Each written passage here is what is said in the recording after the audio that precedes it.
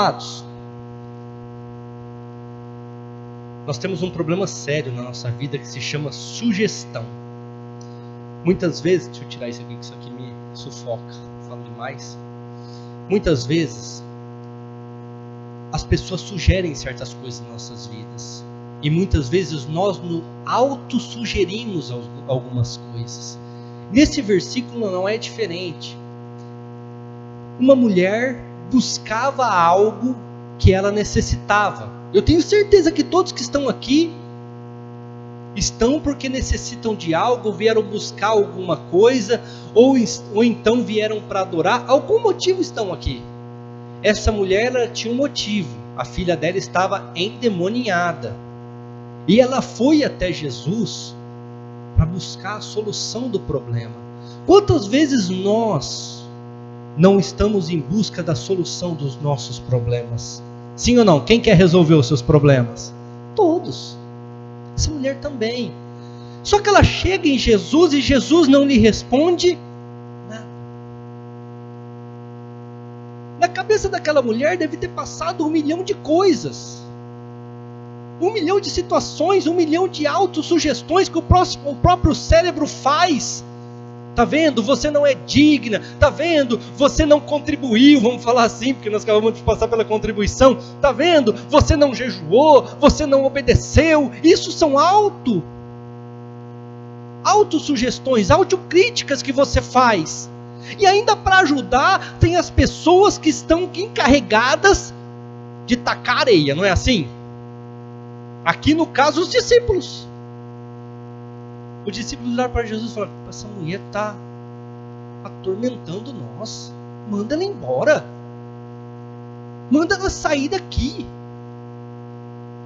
Manda ela para outro lugar. Até porque se você buscar ler depois na sua casa, em Marcos 7, que também fala a mesma passagem da mulher cananeia, Ciro-fenícia, você vai perceber que Jesus tinha ido para aquele lugar onde essa mulher encontrou Jesus para descansar. Jesus estava cansado e ele se retirou para as regiões de Ciro e de Sidom, que eram as cidades onde ele estava, para descansar. Então ele não estava querendo ser visto, ele não estava querendo fazer milagres. Jesus, todo mundo sabe, ele viveu como homem, e como homem ele tinha algumas limitações.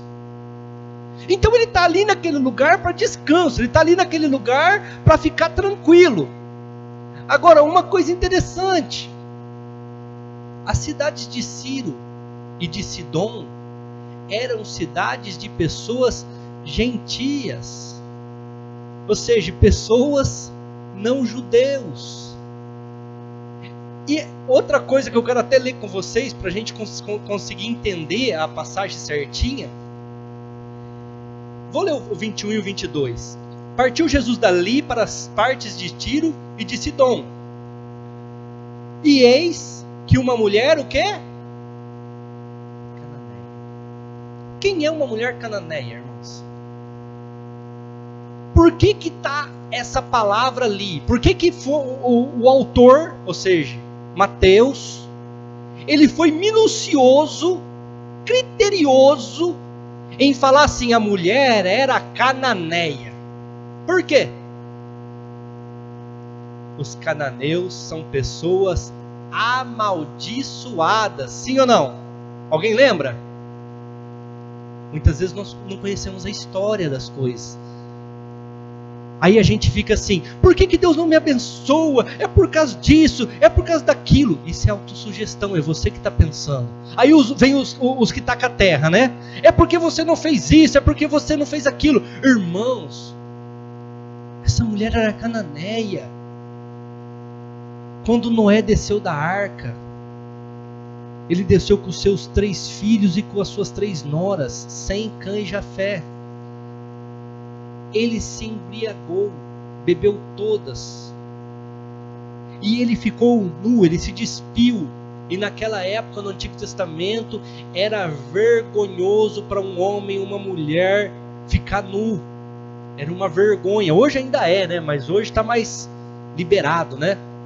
Mas naquela época não podia. E Cã viu o seu pai desnudo, ou seja, sem as roupas, e zombou do seu pai, zombou da figura de Noé, e foi ainda e fez brincadeiras com Sem e com Jafé. E Sem e Jafé, irmãos, pegaram um pano, igual aquele pano que está ali na mesa da ceia. Um segurou numa ponta, o outro segurou numa outra ponta.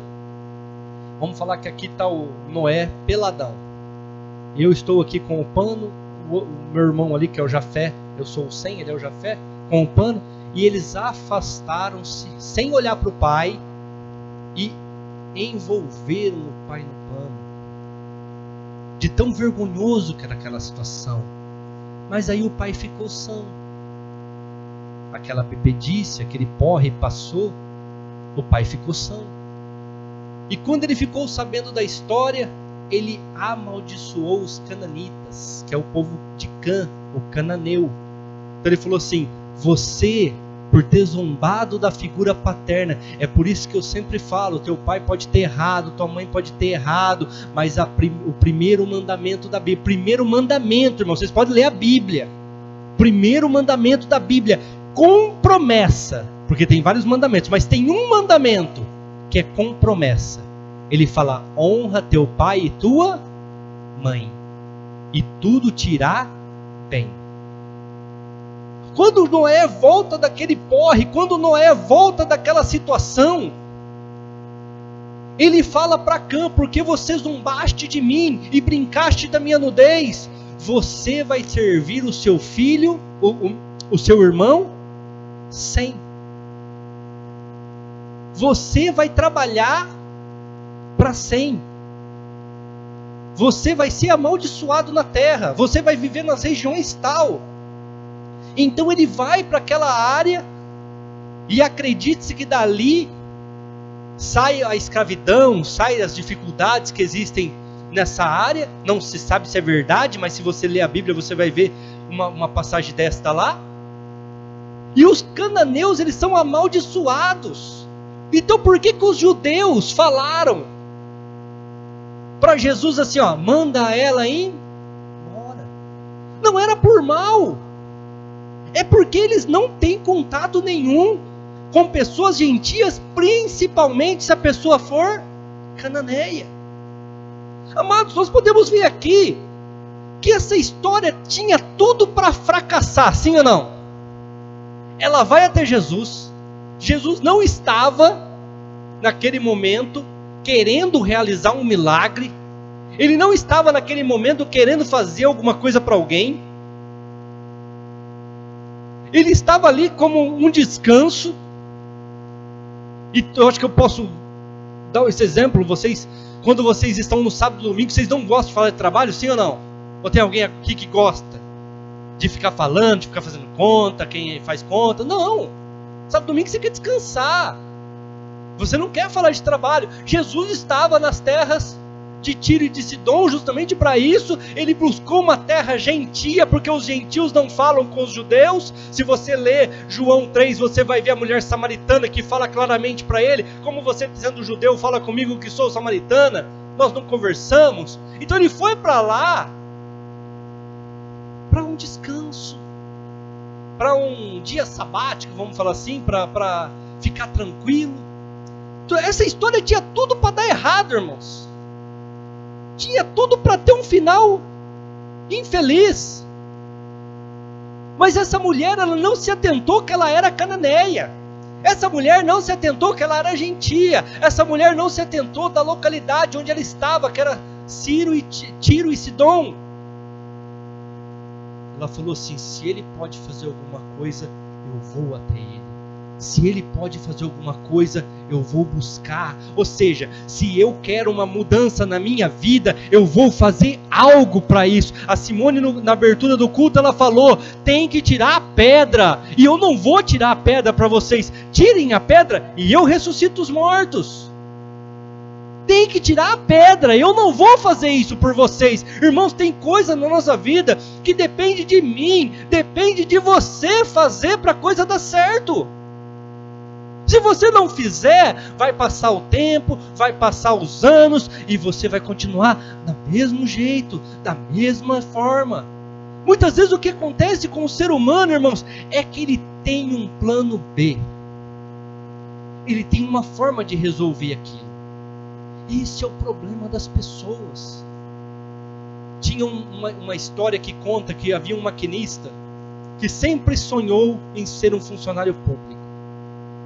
E chegando perto das suas férias, ele falou para a pessoa que iria substituí-lo: eu vou tirar minhas férias 30 dias, vou pegar firme no estudo, e tem um concurso público no final desses 30 dias, eu vou prestar, e se eu não passar, eu volto para cá e tenho o meu salário garantido. Deu um mês, lá estava de novo o maquinista, na sua função, porque não havia passado. Mas por que ele não passou, irmãos? Porque ele é ignorante? Porque ele não é inteligente? Porque ele não teve oportunidade? Não, porque ele não se dedicou. Aquela não era a única opção dele, ele tinha outras opções.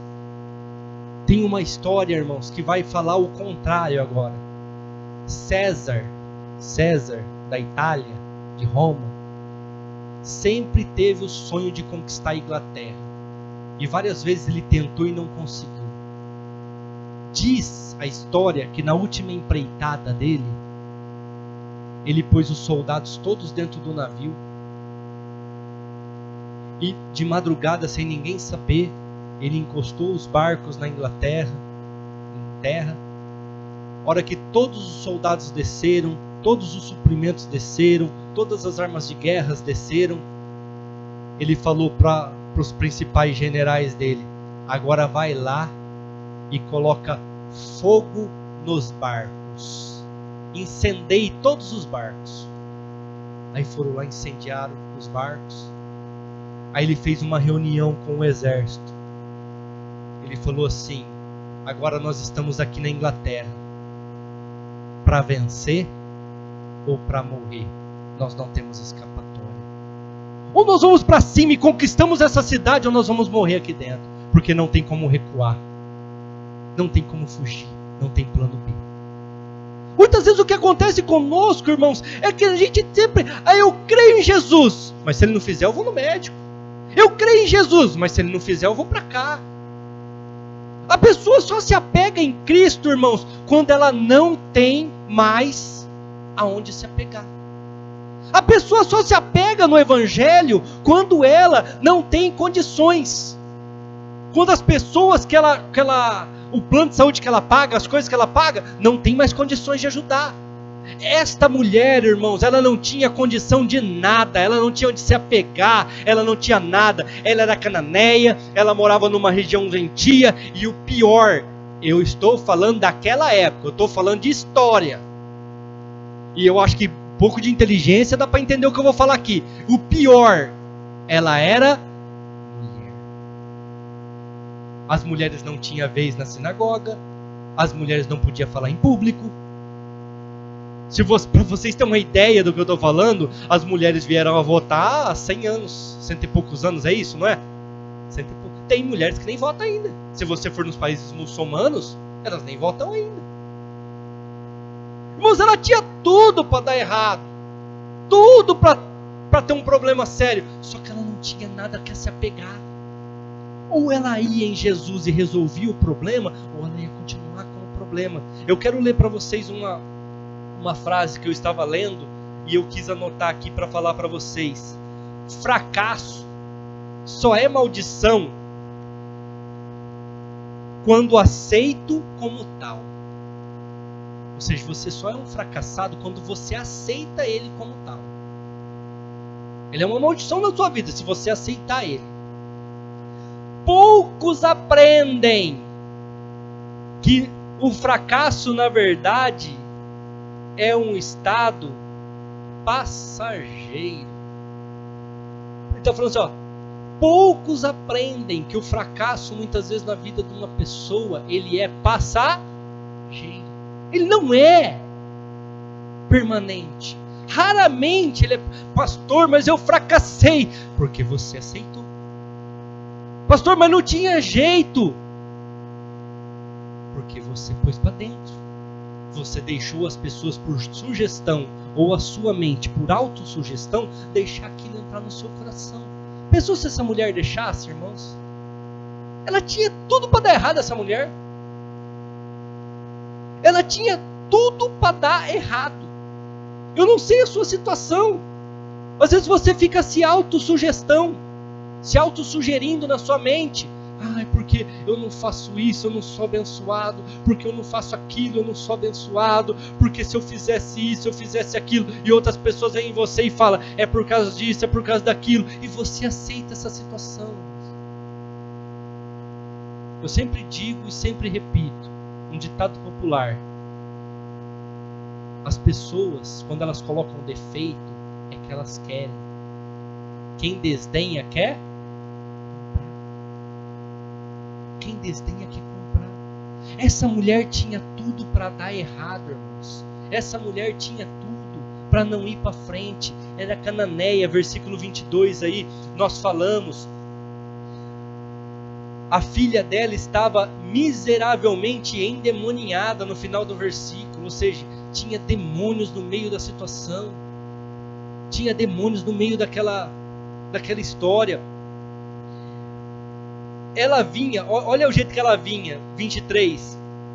Ele não lhe respondeu palavra, e os discípulos chegaram ao pé dele e rogaram-lhe dizendo, despede-a, porque ela vem gritando, eu não tenho mais possibilidades, eu não tenho mais como resolver esse problema, então digam o que disser, eu preciso da ajuda dele. Então Jesus, filho de Davi, tem misericórdia de mim, conforme no versículo de cima. Ela veio gritando. Irmãos, se você pegar a mulher do fluxo de sangue, o que a Bíblia fala? Gastou todo o seu dinheiro, todas as suas fazendas. Então ela ouviu falar de Jesus, a Bíblia fala que ela pôs no coração dela, ou seja, ela fez uma autossugestão, ela colocou na mente dela, se eu chegar lá e tocar no manto, e tocar nos pés dele, eu vou ser curada, é o que eu tenho para hoje. Não tenho oferta, não tenho dízimo, não tenho condições de orar, porque eu estou no fluxo de sangue, e vocês sabem que naquela época, já ser mulher já era complicado. Aí da mulher com fluxo de sangue, em Jerusalém, até hoje, é impureza. Não sei se vocês sabem disso, se chama nidá, em hebraico. E a mulher, quando ela está no estado de nidá, quem assistiu aquelas novelas da Record deve ter visto, em alguma delas, em alguma minissérie, ela está no estado de nidá, que é o estado que vocês conhecem menstrual, 7 dias, não é assim mais ou menos, uma semana que dura? Só que para os judeus é 14 dias, porque 7 dias ela está com o fluxo de sangue e 7 dias é para purificação. Então, ou seja, depois que acaba, a gente tem que esperar mais 7. Então, aquela mulher não tinha condições de adorar Jesus, porque era fluxo de sangue, não parava. Então, ela estava sempre no estado de nidá, ela estava sempre no estado de impureza. Ela não tinha para onde correr. Então, ela correu aos braços de Jesus e alcançou aquilo que ela precisava. Sabe por que nós não alcançamos muitas vezes, irmãos? Porque nós não corremos com o coração aberto para os braços de Jesus. Nós sempre estamos desconfiados, nós sempre estamos maliciosos contra isso. Eu vou me entregar, aí vão querer que eu faça isso, vão querer que eu faça aquilo, eu vou fazer, aí vão achar isso, vão achar aquilo. Só que quando chega numa situação como essa mulher cananeia, como a mulher do fluxo de sangue, aí não tem jeito. Você pensou se a mulher do fluxo de sangue fosse pedir opinião para alguém, irmãos? Vocês já imaginaram isso? Jesus está aí, eu pretendo ir lá e tocar no manto dele. O que a pessoa ia falar? Você é louca? Se te pegarem vão te apedrejar, porque era isso que faziam. A lei manda fazer, se pegar uma mulher com fluxo de sangue andando na rua. Se tocar em alguém então, pior. Ela não esperou ninguém falar. Ela foi para cima e resolveu o problema. Irmão, a sugestão ela pode ser quase que sempre por mal. E às vezes as pessoas me colocam nessa situação, e acredito que vocês também, vai pedir conselhos para pessoas erradas. Ficam ouvindo pessoas erradas. Ficam atrás de lugares errados. Ai, pastor, mas a pessoa falou bem para mim. É um problema também. Porque bajulação muitas vezes é pior do que a sugestão quando ela denigra a pessoa. Bajulação é pior. Se você pegar o capítulo 3 de João, do livro de João, do Evangelho de João, se você pegar o capítulo 3, você vai ver que alguns discípulos de João Batista chegaram nele e falaram assim: mestre, rabi, alguns discípulos nossos nos deixaram para ir atrás daquele homem que você batizou no Jordão e disse que ele era o Messias. Ou seja, chegaram para bajular João Batista, para fofocar. Se João Batista não soubesse quem ele era, irmãos, ele ia se achar melhor do que ele era e ia cair um tombo maior. Mas aí ele fala aquela célebre passagem bíblica, né? Aquele célebre versículo que todo mundo gosta, né? É necessário que ele cresça e eu diminua. Todo mundo lembra dessa passagem? Ele sabia quem ele era, irmãos. Às vezes a pessoa chega numa mulher, ou chega num homem, uma mulher chega num homem, e fala: você é bonita, você é isso, você é aquilo, mas depois que ele consegue o que ele quer, ele te joga para a calçada, igual jogar uma lata de lixo, um saco de lixo. Mas até que ele quer, ele te elogia, ele te bajula, ele fica ali sugerindo que você não é bem, que o seu marido não te merece, ou que a sua esposa não te merece. Nós temos que tomar cuidado.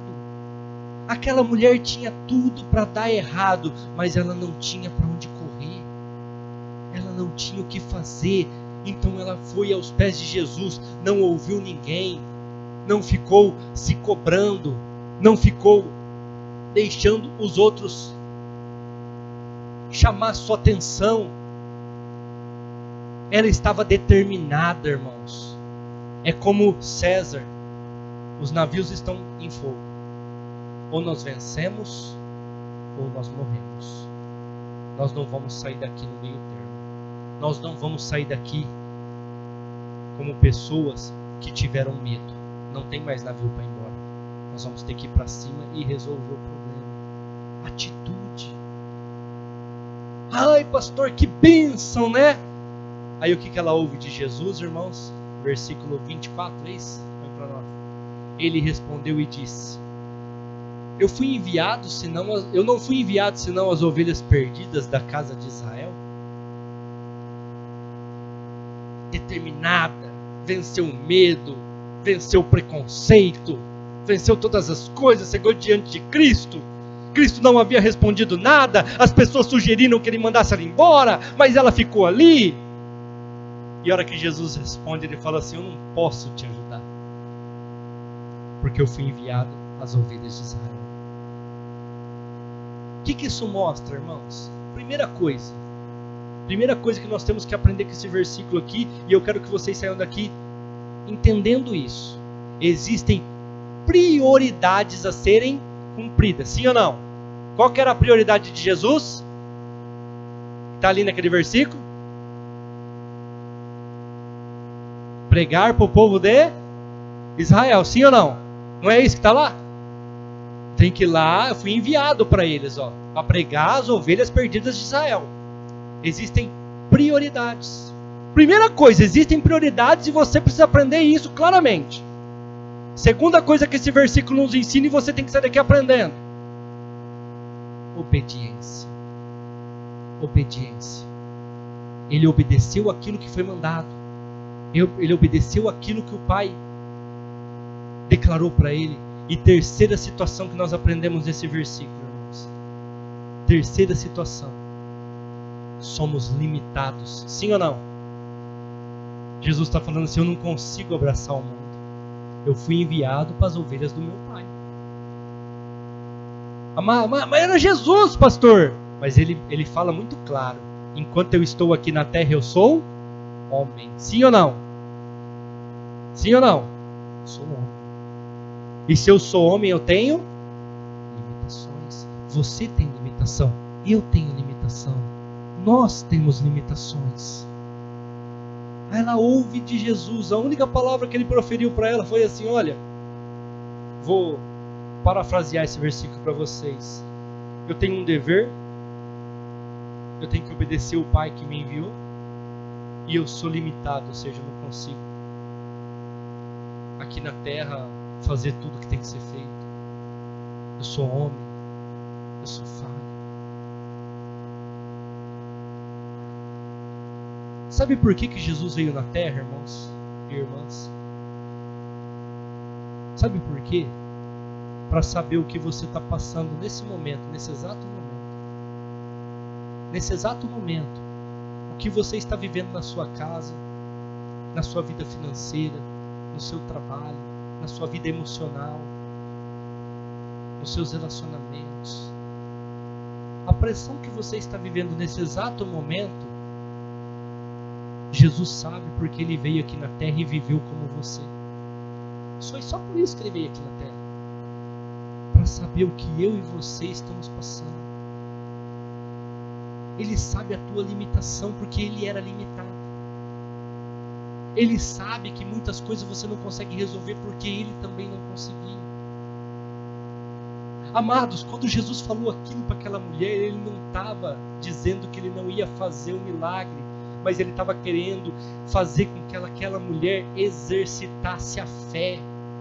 Ele estava querendo fazer com que aquela mulher colocasse para fora aquilo que estava dentro dela, a confiança, a fé que necessitava para aquela criança, aquela filha dela, não sei quantos anos tinha, fosse curada daqueles demônios.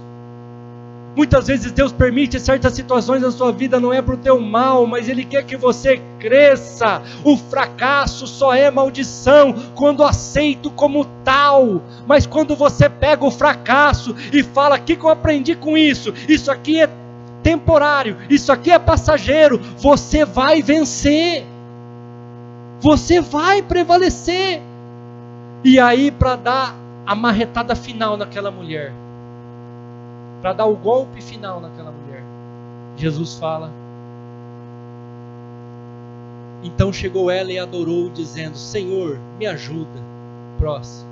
Ele, porém, respondeu e disse: não é bom pegar o pão dos filhos e dá-lo aos cachorros. Aí ele chama ela de cadela. O golpe de misericórdia. Primeiro ele fala: eu não posso te ajudar, porque eu sou limitado, tenho que obedecer ao Pai, e a minha função aqui é o povo de Israel.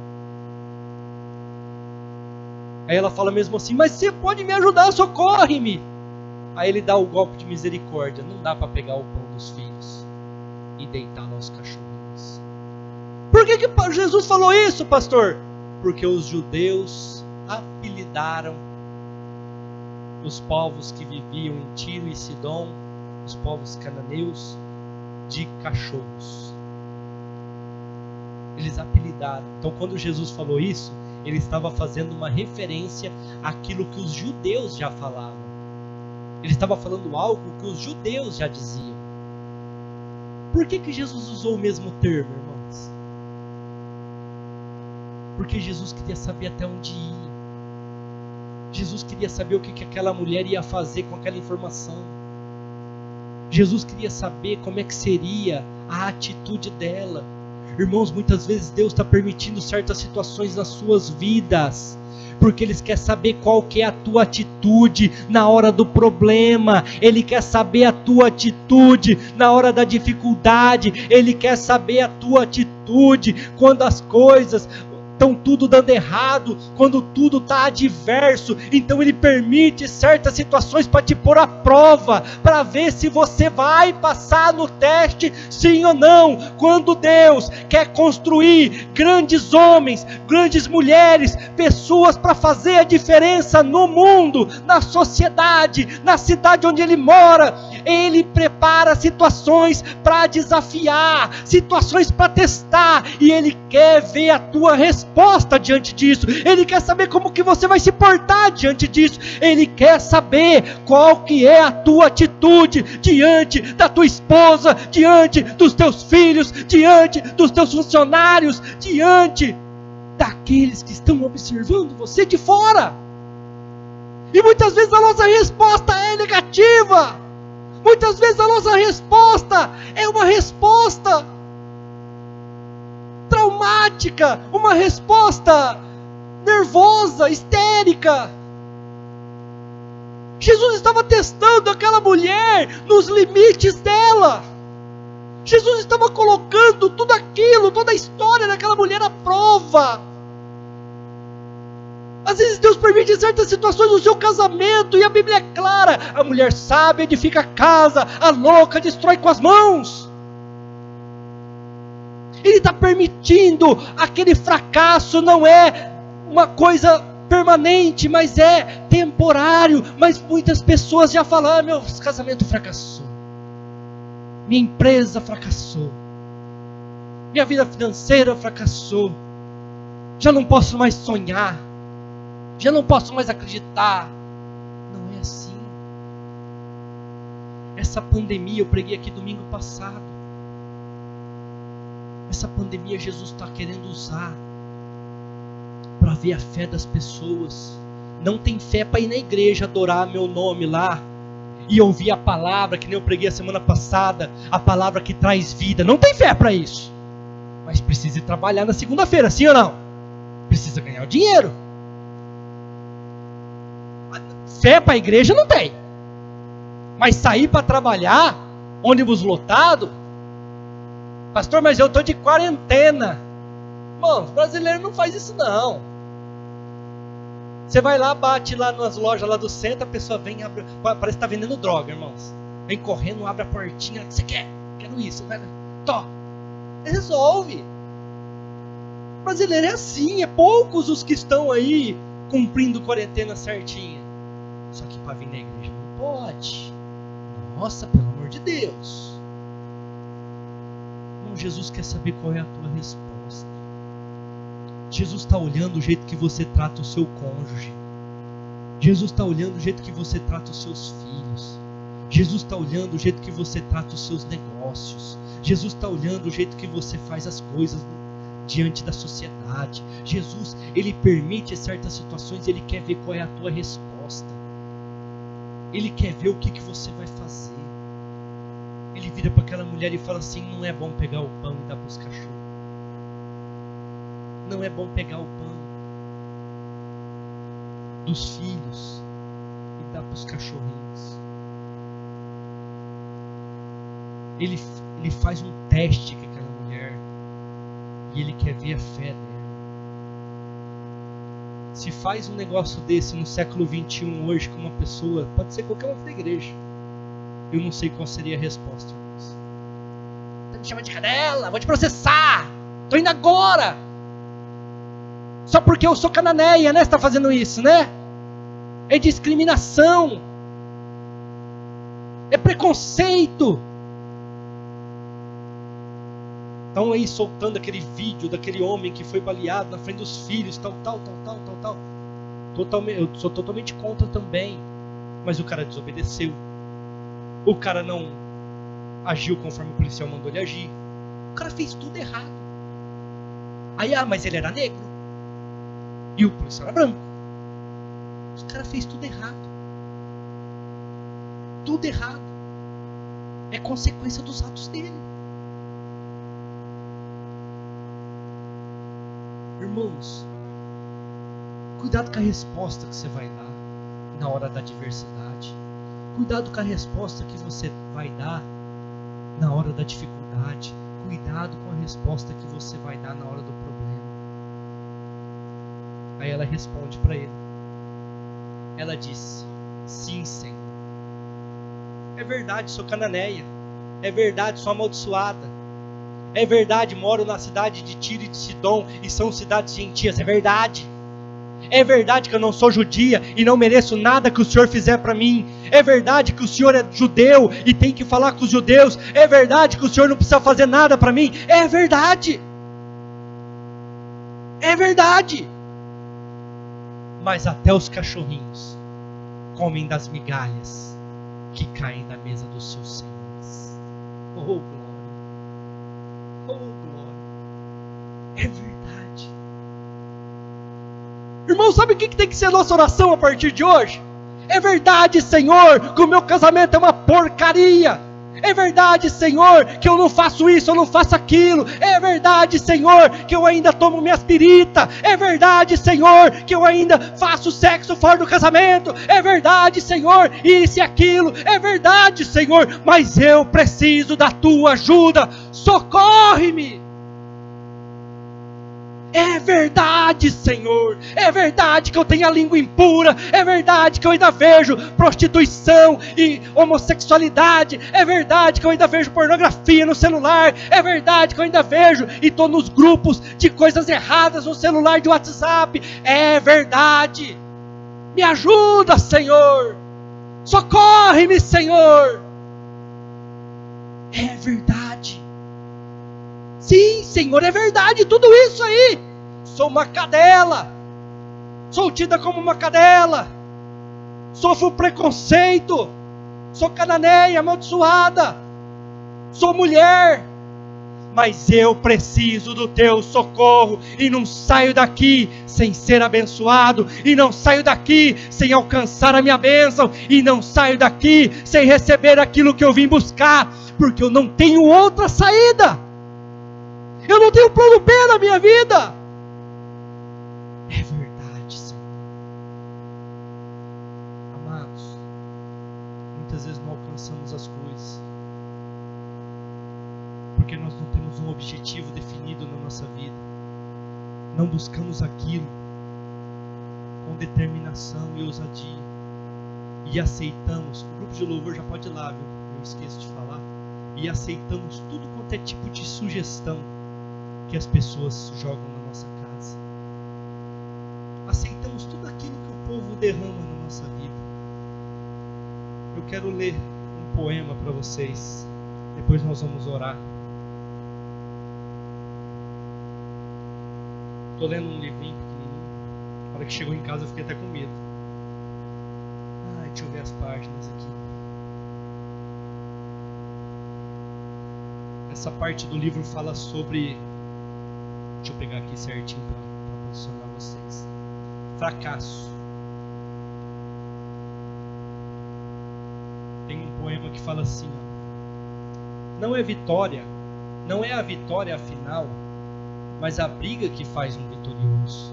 Olha só, não é a vitória, mas a briga que faz um vitorioso. Ou seja, para você ser vitorioso, você tem que lutar. O homem, quando ele fala homem, não está falando gênero, está falando criatura, homem e mulher.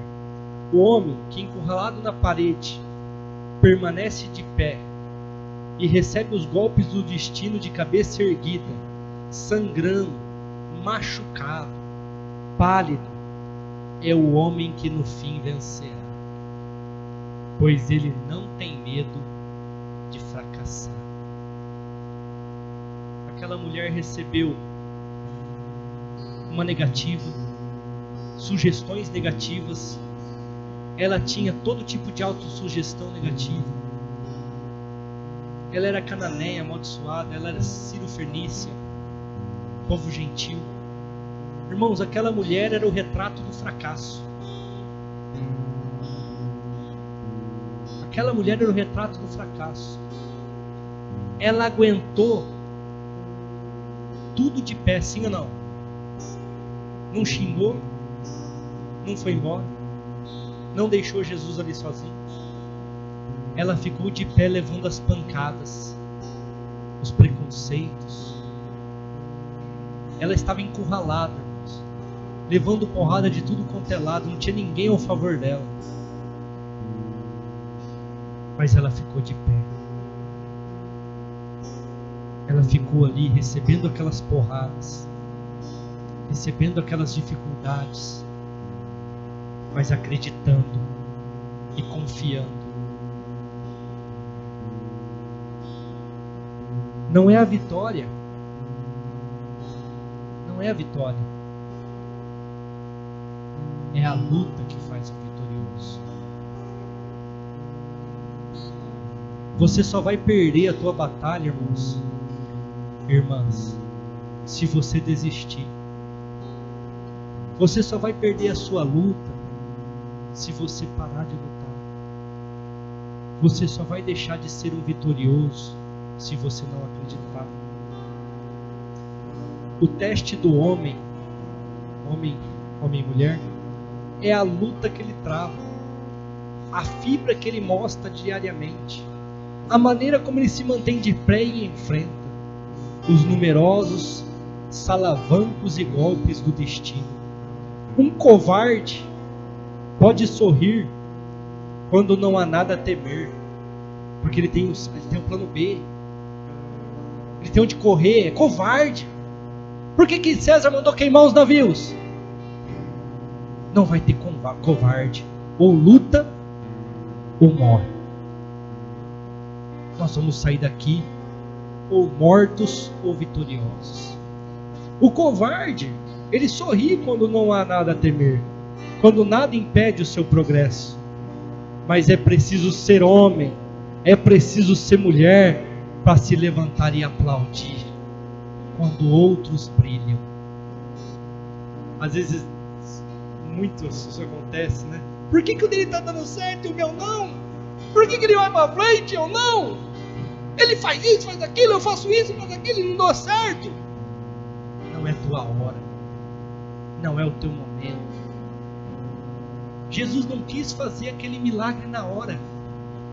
Primeiro Jesus quis testar aquela mulher. Às vezes o teu milagre está dependendo de um teste. E será que você está passando nesse teste? Você pode estar aí no seu lugar pensando: pastor, eu não sou muito diferente daquela mulher cirofenícia, não. Pastor, eu não sou muito diferente daquela mulher, não. Eu não faço isso, eu não faço aquilo. Eu erro aqui, eu erro ali, como eu citei algumas coisas aqui, mas tem muito mais. Sou irado. Se fizer me esperar mais de 5 minutos na fila, eu já xingo todo mundo. Mas eu preciso da ajuda. Eu preciso do socorro. E Jesus nesta noite está dizendo: não é pelo que você faz, não é por aquilo que você acha que é certo, é pela minha vontade. E Jesus está mandando eu te dizer nesta hora, irmãos: a minha vontade é que você seja curado, é que você seja abençoado, é que o teu casamento dê certo, é que as tuas coisas vá para frente, que o teu emprego deslanche. A minha vontade é que tudo dê certo na tua vida. Não importa, é graça, é um favor imerecido.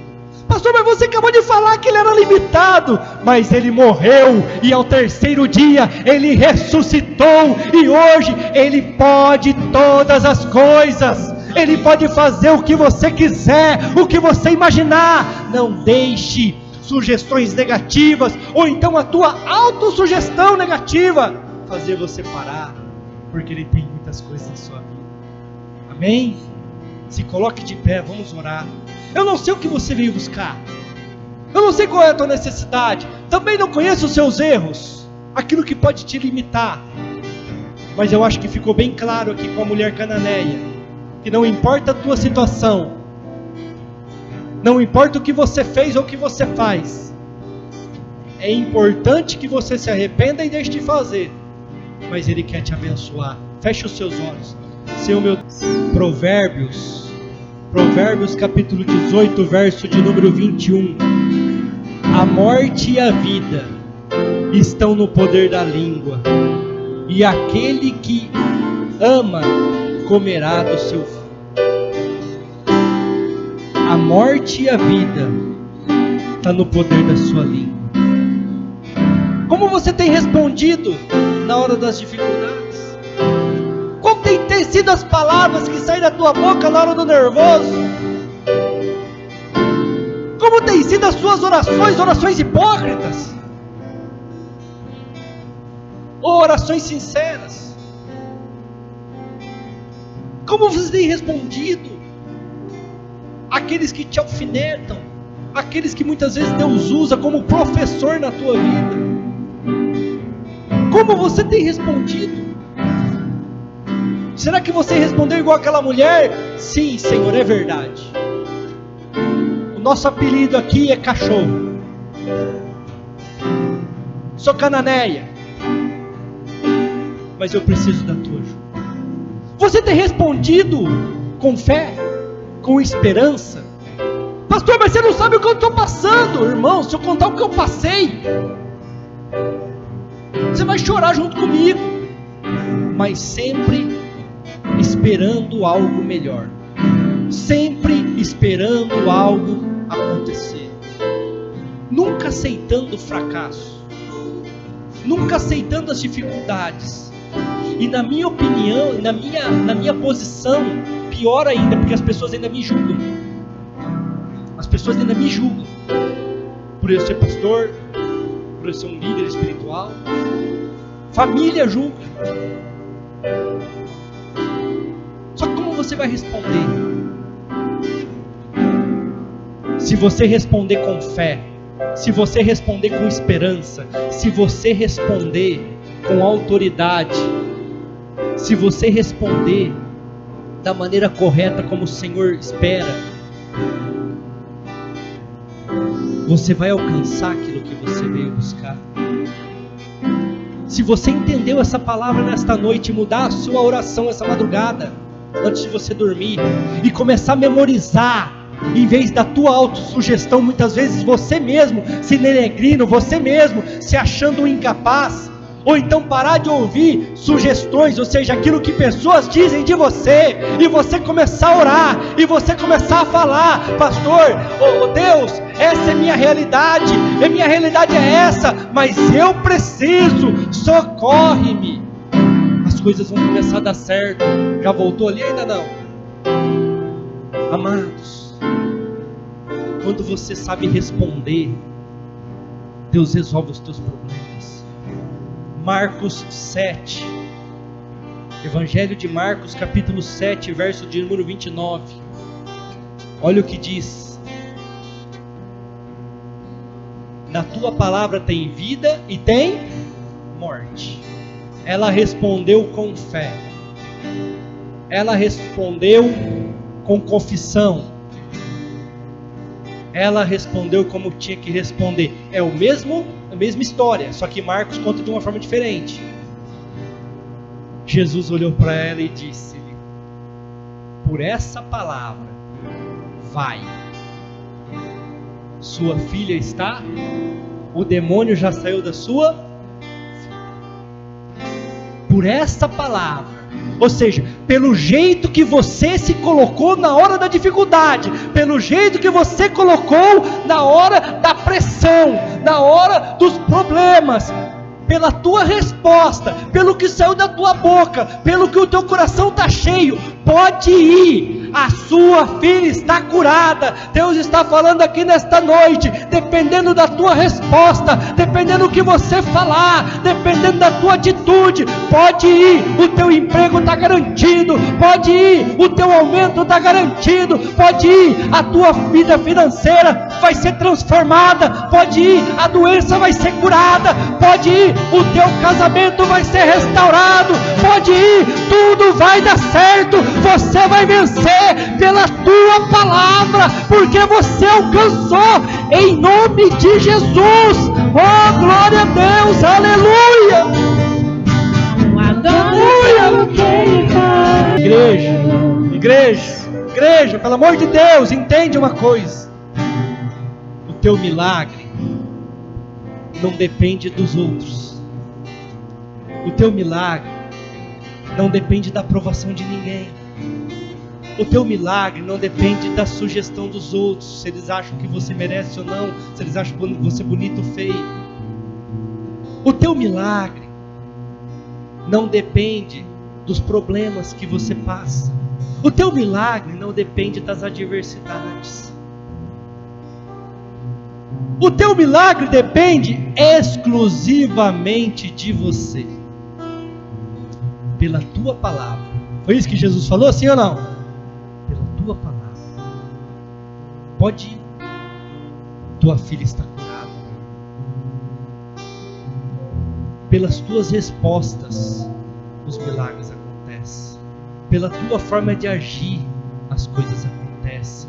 Agora, enquanto vocês, como a Simone citou no começo do culto, continuar mantendo lá a pedra da incredulidade, da dúvida, do medo, do pessimismo, enquanto você fica mantendo essas pedras lá, Jesus não pode ressuscitar aquilo que você precisa.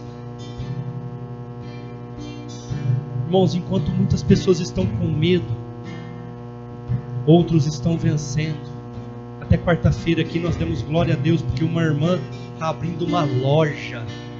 Semana passada ela abriu uma loja, irmãos. Tem que ter fé para abrir uma loja quando você está trabalhando 3 dias na semana. Sim ou não? Você tem que acreditar. Qual está sendo a sua resposta para as adversidades? Qual está sendo a sua resposta para os problemas? Qual está sendo a sua resposta para as sugestões que as pessoas dão? Qual foi a resposta daquela mulher Ciro-fenícia? Da cidade de Tiro e de Sidom? Não tinha nada a favor delas, irmãos. Nada. Ainda Cananeia ainda para ajudar. Mas ela confiava. Ela não tinha outro lugar para buscar. Era ali ou nada. E ela alcançou. E ela conseguiu. Se você não está conseguindo alcançar aquilo que tem almejado e tem buscado, se você não está conseguindo alcançar as suas promessas, olhe para você mesmo. Não olhe para as adversidades, não olhe para os problemas, não olhe para as pessoas, não olhe para nada, para a situação econômica do país. Como você está respondendo às dificuldades? Qual está sendo a sua resposta?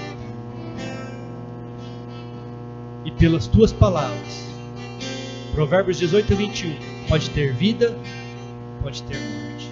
Você pode alcançar ou pode perder. O fracasso só é uma maldição na vida daqueles que o aceitam. Na vida daqueles que acham que ele é permanente. Nada melhor para ensinar uma pessoa, irmãos, do que o fracasso. Eu sou casado, nunca divorciei, nunca tive problema com o meu casamento. Mas se um dia a minha esposa falecer e eu tiver que arrumar outra, não sei nem se eu faço isso. Se eu faço a mesma loucura 2 vezes. Mas se eu tiver que fazer essa loucura, irmãos, eu sei o que foi bom e eu sei o que foi. Eu sei o que eu passei, onde eu esperava e não alcancei, e eu vou buscar algo diferente. Eu vou buscar alguma coisa diferente. Muitas vezes na vida das pessoas só muda o CPF, irmãos. Estão vivendo sempre as mesmas coisas, por causa da resposta que dá nos momentos de adversidade. Amém? Glória a Deus. Vamos encerrar. Estão alimentados? Tem alimento aí para ir até quarta-feira, né? Aí quarta-feira dá continuidade.